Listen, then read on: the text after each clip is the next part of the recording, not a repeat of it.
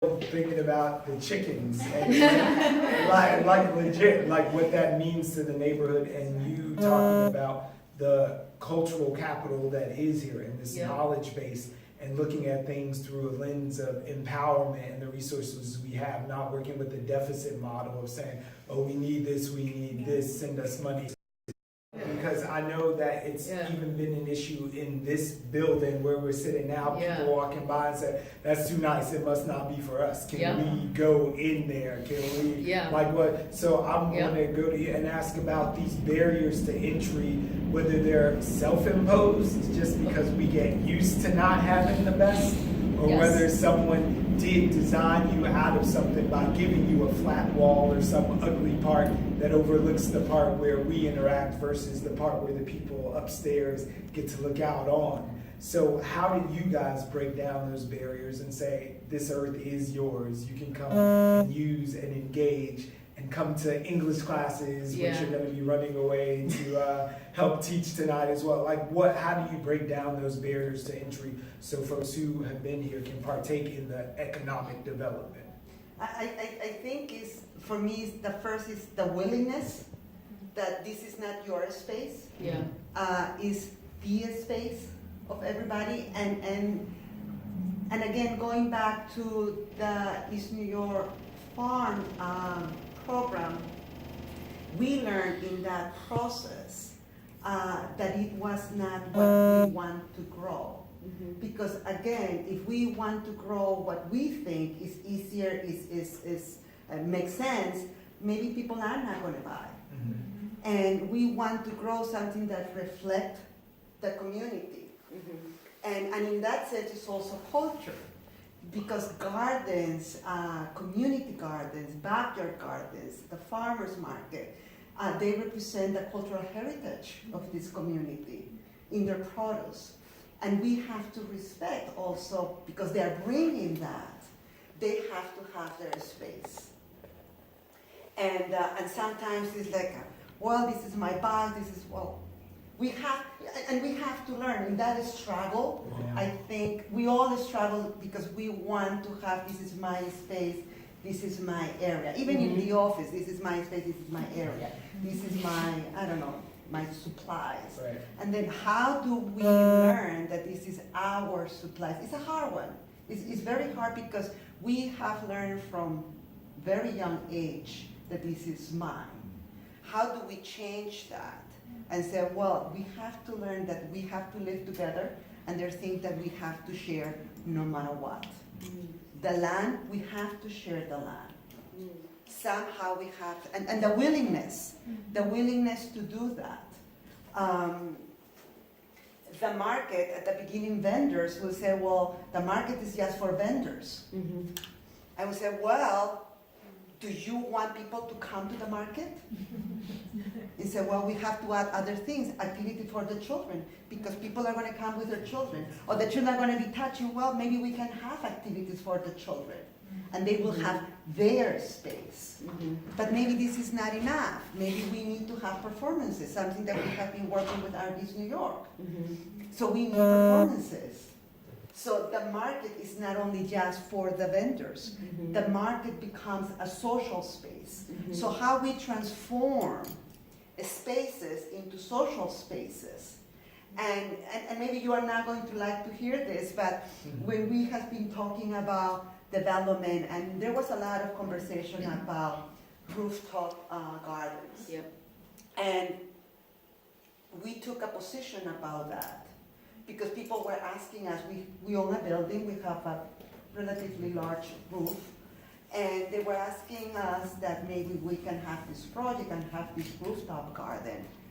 And we said, well, that will become the space just for us, not for the community. We have to.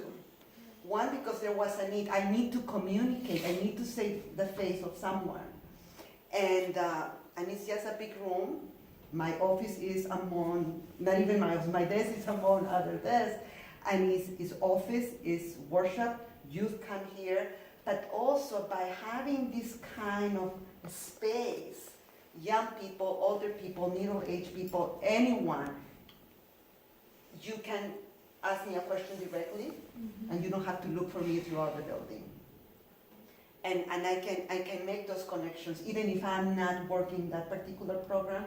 I'm connecting with young people, and when we go out, it's like, oh, I know you. You have been, and it's, you know, the bottom line is are we really willing to create these open spaces, and what really means open spaces. Open spaces maybe means that we have to stretch ourselves and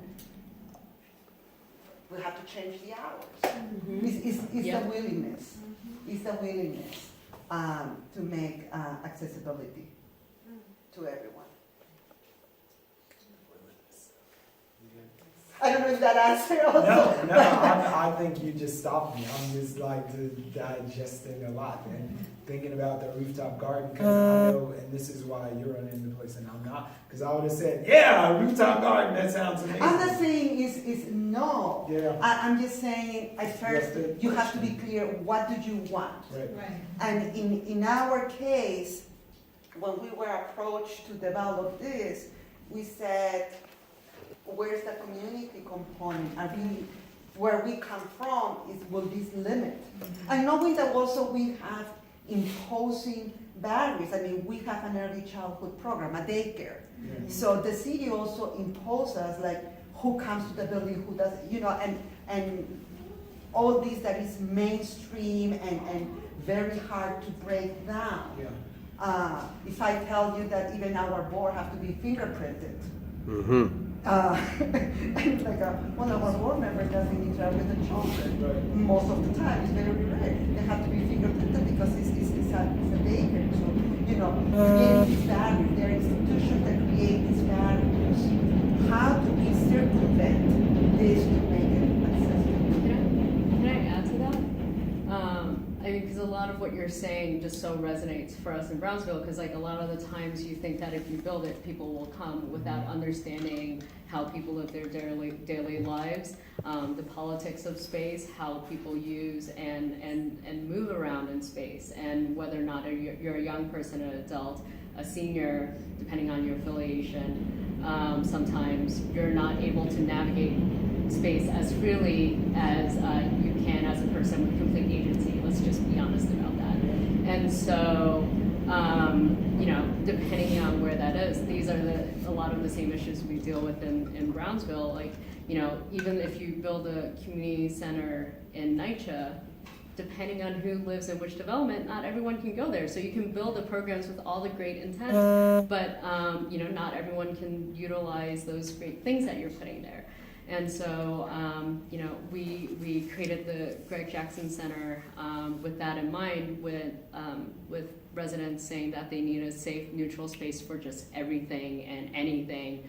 And so it's a building that the programs in the upper floors provide direct services to Brownsville residents, and the lower two spaces are hubs. And so people can use it for free for anything that they want, as long as it's open and free to the community. You can get space from us, teach classes, you hold meetings, realize your entrepreneurial idea, do art shows, calling everyone out, anything you guys want. But that being said, the building does look very sleek and very clean. And so with time, with community outreach, with letting people know that this is a space for them, we've been able to change the relationship residents have had with that building. And so every year, more and more people are using that space. Right. How much time? Like, what's the arcane? So far, it's only 2 years. Okay. And so it's lucky because we have like Brownsville Community Justice Center in there. They do a lot of programming. Like they've created a video game in that space. They do like they teach like people how to make music and record. They have a small studio in the lower level. There's also SEO Family Services, and we do employment upstairs as well. And so it takes time. In the beginning, it was just like we knew to add programs there right away where there was direct engagement. But we also wanted to, by design, create space that was flexible for folks who are doing whatever they wanted to realize for the community. And that is like the direct, like the number one ask we ask people when they ask for space, like what is the purpose and how is it giving back? Can I give a small anecdote? Please. Okay. So in working with BCJC, as a part of like the DOT IOB challenge for activating underutilized space, the young people wanted, participants of Brownsville Community Justice Center wanted to realize an outdoor gallery with their photos, because they're doing this photo asset mapping project, and they're also just discovering like new things about Brownsville, and they're like, everyone should know about this, and where can we put it so that everyone can see it, and we'll make a map showing the assets of Brownsville and all these photographs that we've taken. So we got money for it from DOT IOB. Thank you, everyone who supported that. And with the young people and Or Design, created these custom kiosks to show to kind of show their work. And so there are these panels that are like, I don't know, maybe like 4 by foot, and they're massive, and they show these bright photographs that are lit up at night. It's very glossy and it's very clean. And because when we asked young people, like, you know, what colors, what textures, how do they want it to feel like, they were like, you know, like a glass. It was some YouTube video where they were like playing around with these like glass balls. I don't understand it. It's like young people today, I don't know what they're into. But they liked how bright and shiny and how not like their neighborhood it was. They wanted something new. And so we built an instrument that was similar to that. And probably, I don't know how many folks are following this, immediately a local resident tagged it as gentrification. And it was popular and blew us up on Facebook and was just like, look what people are doing. We're residents of Brownsville. We don't need a map of what our local assets are. And so Erica Mateo from BCJC was really smart in saying, we need to speak to that person, talk to them about that project. Excuse me, that was very rude. Talk about that project, and that they're young people from the community who are behind this project. And so he heard about it and then completely changed his tune. And so like started posting great things about the project, but articles and posts about anti-gentrification and displacement get the most hits. Yeah. Thousands of people re-forwarding, resharing, and then when he wrote articles on his Facebook about how positive and how he was changing his tune, maybe 35 people forwarded it. It was no longer threatening their community. But all that to say, like, what we learned from this lesson was we weren't paying attention to how could that architecture, like how could that thing better reflect the community, right? It was too white, it was too glossy. They were looking at, like, if you look at studies of like where people shop and where people go in Brownsville, it's not in Brownsville, right? Like all the young people like to go to Soho, so they're used to seeing glossy white things that are attractive that are not in their neighborhood that they're aspiring to.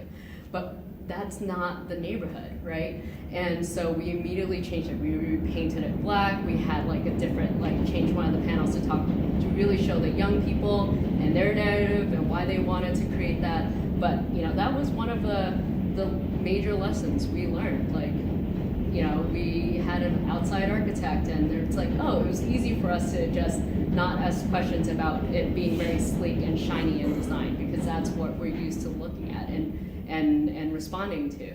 But the rest of the community that we're not able to reach, that don't come out to our planning meetings, that will not answer a survey, will not come to your potluck, you know, they're the ones who have their own network that they're responding to and reacting to these things. How much of it became about what the young people brought forth and said, this is what we want, which is the feeling that we have, versus like them saying, this is what we want, and asserting themselves, this is the reflection we want of our community, versus the keyboard gangsters who are like, oh no, this is horrible, white people are coming. Like how do you weigh those things, knowing that that thing will circulate 30,000 times quicker than the person who said, oh, I found out about it, this is what the kids actually would like. Yeah, so really quickly we realized that it was getting out of hand, because the talk about gentrification was something that was becoming a larger narrative that did not matter as much to residents. Like, they just wanted to know that their local youth did it,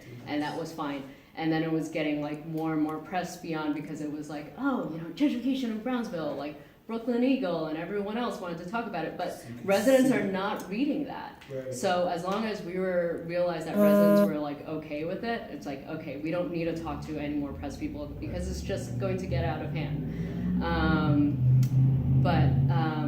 Yeah, but you know, to your point, there were people who were like taking care of it. So what they did was BCJC, to responding to not only people on social media, wrapped it in saran wrap and tagged it like, WTF, is this gentrification? You know, like hashtag to respond just to get community input. Right. And what they found was that in less than a day, somebody had cut it off, removed all the pieces, threw it in the trash, and cleaned it up. So they thought that their reverse tagging was actually like trying to ruin this great thing that the youth built. This is ours. So to your point, on a local level, I think there was eventually ownership of it once they understood. Yeah.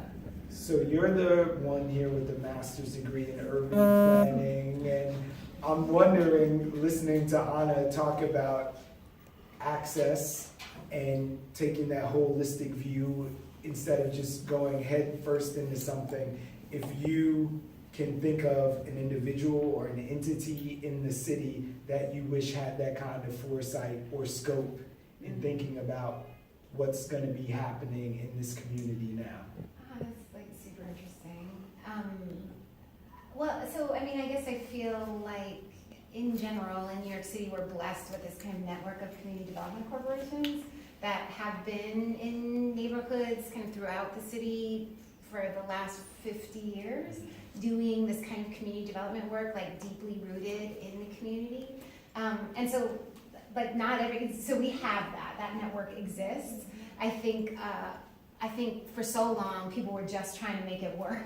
Do you know what I mean? It's so hard to develop mobile housing, develop community facilities. It's like so hard that there hasn't been a ton of room, like kind of psychic space to be able to think about like how can we do this differently. And as a result, I think like there's a long history of bad design around affordable housing where it all looks the same and you can be like, oh look, there's some, do you know what I mean? So then I think there's a shift, but I think like, I guess one thing that I find disturbing kind of with the start of the like kind of arc, if I can borrow you of like kind of rezonings to this kind of super intensive like anti-gentrification, anti-displacement stuff, is I think as a result, there's a kind of a trend towards saying, we don't want anything, like leave us alone, like just get out, I don't want anything. Like we'd rather it be whatever, we'd rather go back to the days where people just left us alone, where we didn't have good subways, where we didn't have good schools, where we didn't have good streets, like all this stuff. But no one was trying to kick us out. Right. And to me, that can't be the answer. The answer can't be like, the only way you can stay in your neighborhood is if your neighborhood doesn't serve your needs. Like if your neighborhood is shitty, like if your neighborhood doesn't have good schools, doesn't have good transportation, doesn't have good housing, like you know what I mean? Like that can't be what we're looking for. Like I think that's when like, we're talking about being smart and trying to like shift and trying to find those like innovative ways to preserve neighborhoods. I think it's like we want both. We want the improvements that activists like Anna and other folks in the neighborhood have been working for decades. We want that, and we want the people who've been working for it to stay. So like, what are those tools? And is it? I mean, I think for me and in my work, you know, kind of going back to this like ownership piece, there's like, you know, just a community control of neighborhood assets, and that control can look like ownership, which it should look like in this space, and Catherine and I have talked about that. So instead of renting, Catherine should own this, and then to control it forever. But then I think there's also the planning part of that, the voice part of that like has come through in rezonings and design, and like kind of participatory design efforts, and like those kinds of things that where communities have a real say, like a say where not just you show up at the town hall and like the city says, oh, we hear what you're saying, like, this is what we've heard, but where they actually act on it. So there's like an accountability that I think that's what's missing. I feel like, you know, back to, I feel like this opening for kind of community engagement, community input, with the administration's kind of focus on equity, it's exciting. Again, I mean, I think it's an opening, but I think without the like kind of accountability that comes with that opening, it ends up, frankly, I mean, the worst case scenario is it does more harm than good, because then you get people out and they believe, they really believe you, they believe that like I can have a say, and then just get, you know, slant, you know, again. So I think the more we can figure out these tools for kind of community control of neighborhood assets, the whole variety of tools, you know, everything from having a say in kind of these processes, land use, design, et cetera.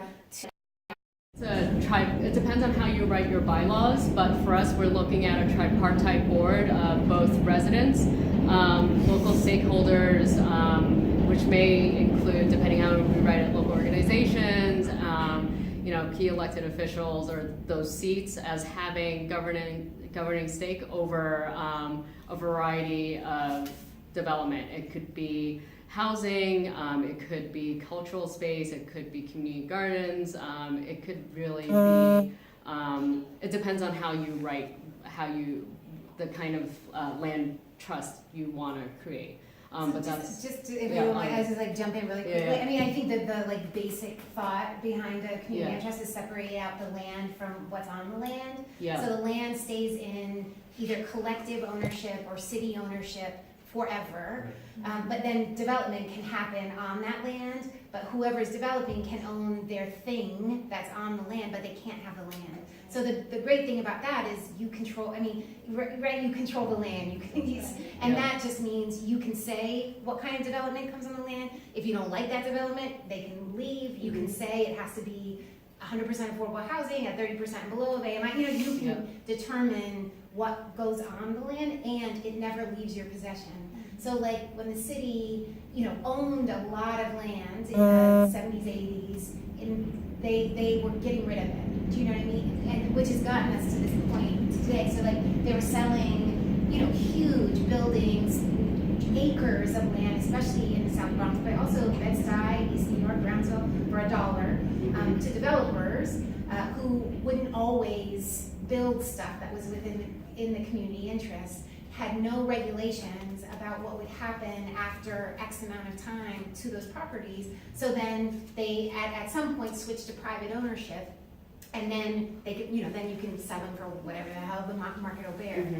Oh, okay, let me clarify. So you said earlier we can own what's on the land, but not the plot itself?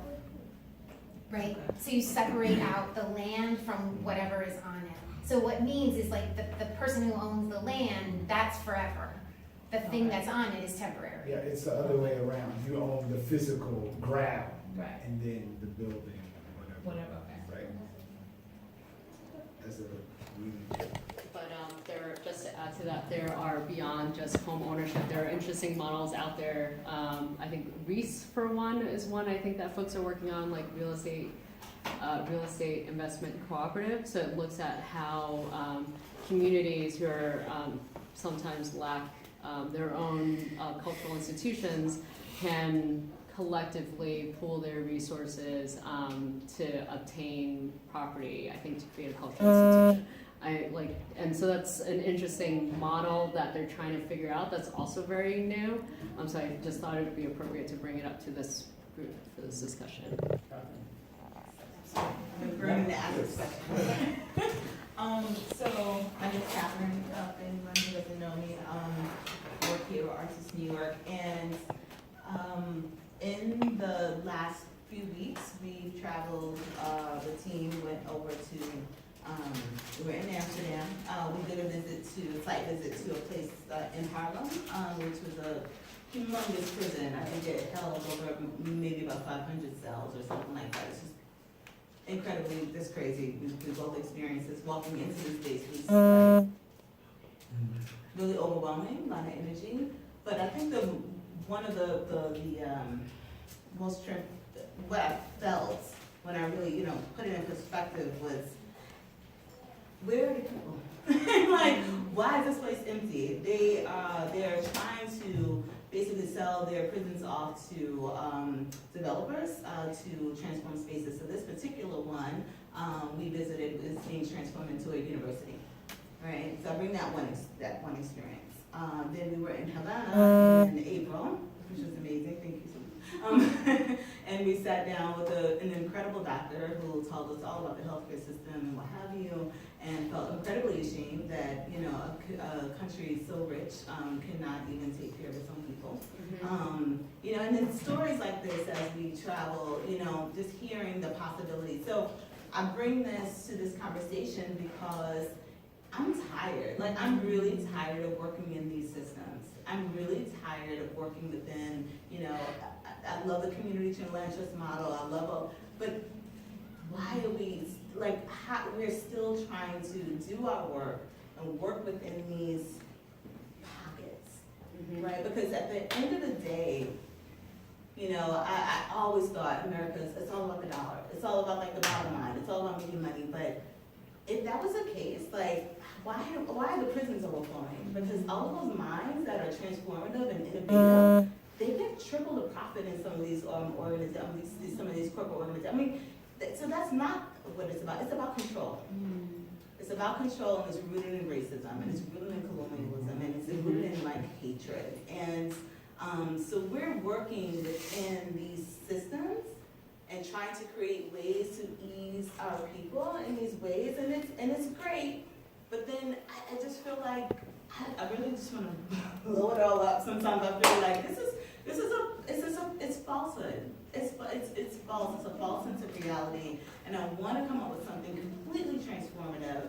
All of us in these rooms, like, to really work not against the system, but I don't want to think about them. And so when you mention, no, we don't want them, and I honestly feel like, you know what, no, because we have enough geniuses in this room, in this neighborhood, to really pull together and do things and get things done. I've experienced it. We've experienced it every nuance. We've experienced it with the proper opportunities and demanding what we deserve and what we are due.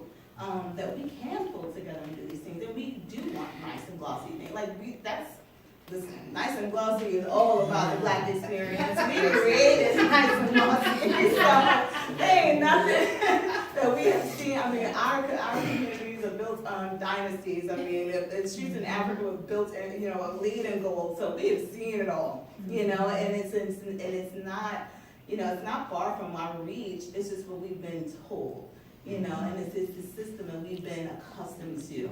And so it's that I just really want to see dismantled.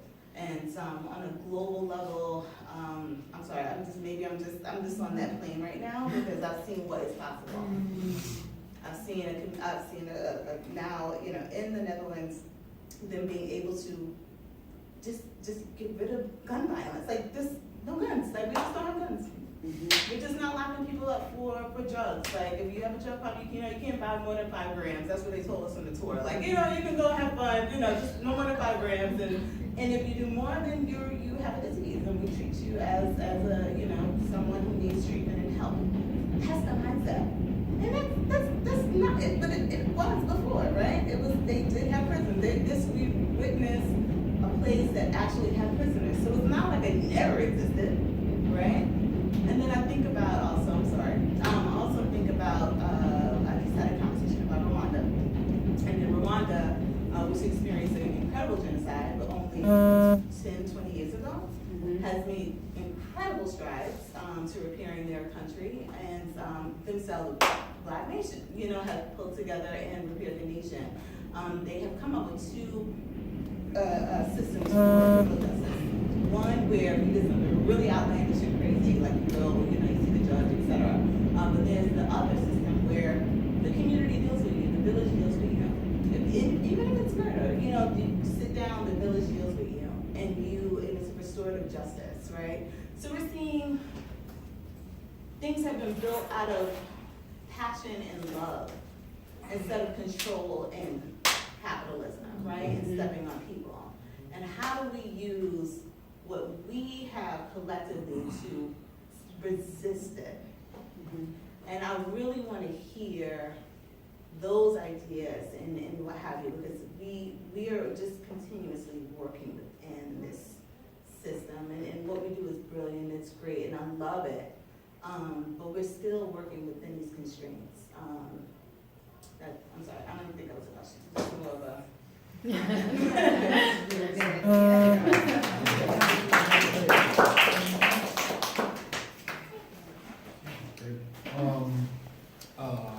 one of the things, my name is Dave. One of the things that I'd like to see as a kid who grew up in East New York in the 70s and the 80s, and I remember my first skateboard. I come from the skateboard community. Me and my friends started a company called Zoo York. And that small company.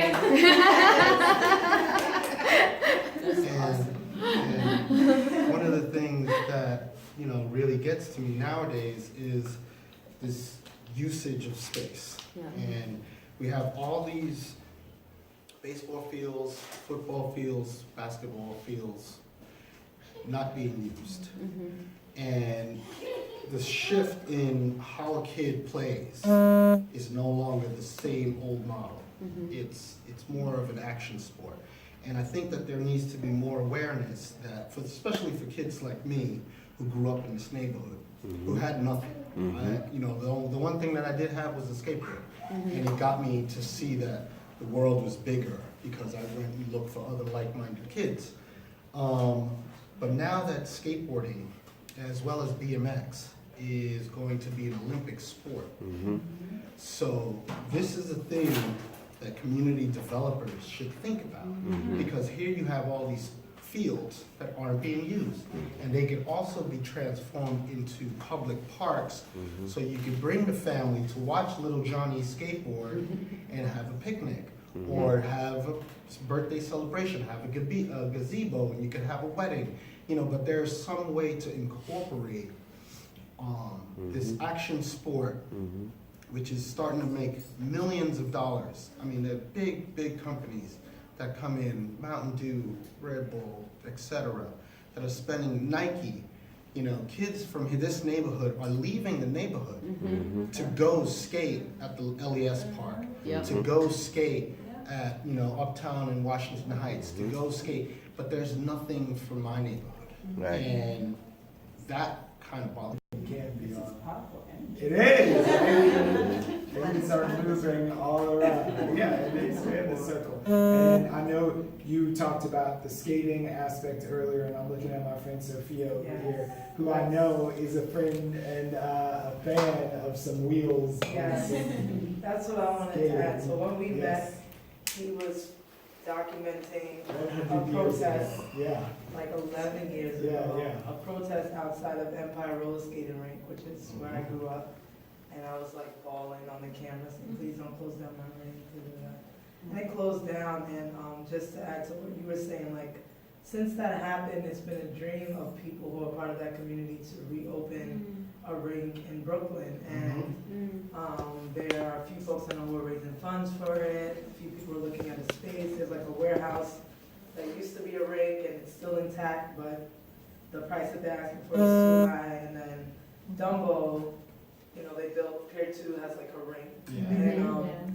Prospect Park has a rink, but like you were saying, it wasn't built by people who know the culture of skating or care. Like the first time I took my son to Prospect Park, I was so excited. I have a 7-year-old, and within 10 minutes of being there was someone on the loudspeaker yelling like, "You're not allowed to skate backwards. You're not allowed to spin around." What? And I was like, "Oh snap!" Like that was it. I mean, it says a lot because I was really hopeful, but I realized that spaces like that have to be created, or these happen through the voices of people who understand and love that culture. And I'm a painter, and like one of my top goals when I make it to where I want to be is to open a rink. But being here, I'm realizing that stuff will take time. Maybe there's research that I can be doing now to kind of understand what that space would look like, and if it's possible to build a space that has a for-profit, non-profit model. And skating rinks are huge, and there's so much that can be done. And I don't think, I don't remember Empire being a space where you could go if you weren't paying to get in, but I feel like it's possible to create a space like that, so I would like to pick brains and I just want to add more than me. The positive side, or maybe I'm trying to be optimistic, but the positive side is that yes, we see some platforms, and I think that because they want to be in this RFP and they want to show an RFP that might, be the winner, and whoever is judging these RFPs, this look at this RFP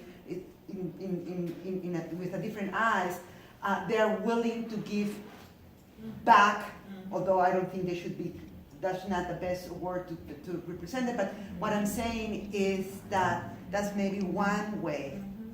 These community benefits in which the idea is if the developer wants to get this development, in exchange, they have to bring or build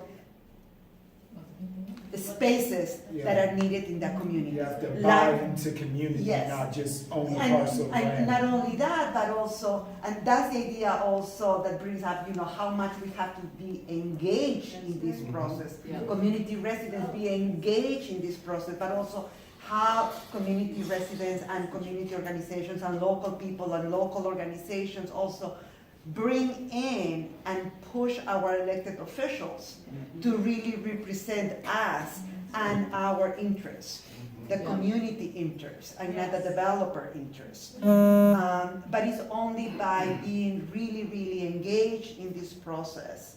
I think there's a possibility with this community, and I'm learning about this as we go, what community benefit means, and how much we can push. And I think, it goes back to your point about assets, about community assets, and I think we just have to start to kind of, flip the script a little bit and see what our assets are, and so that we might not have some gigantic bank account, you know what I mean? Like the developers you're meeting with have a huge balance sheet that they can make it rain. Do you know what I'm saying? But what they don't have is what you have. Do you know what I mean? And then, so you have to be able to get any development, to be able to win that RFP, they have to have, especially with this administration, more than any other before, they have to have local partners, they have to have community buy-in, community support, they have to have smart ideas that will be successful in the community, so local knowledge about what works in this community. Do you know what I'm saying? So I think we have to start recognizing that,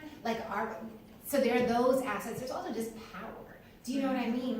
Look at what, the coalition did at the rezoning. The rezoning was supposed to happen, a year and a half before it actually was finalized, because the power of the community to make that be too much, too fast. Do you know what I mean? But I think, to me, as someone who develops stuff and works with banks and works with developers and stuff, there's that, for me, there's a practical side of this too, that I'm because I'm with you, Karen. I'm with you. I'm all about the revolution. That's it. Until they come. I just want us to build some stuff. Do you know what I mean? And I want us to own it. So to do that, we have to think about what's the financing structure that'll make that happen? And do you know what I'm saying? And who are my partners that aren't going to stab me in the back, but have money, have resources that I don't have? Because you also don't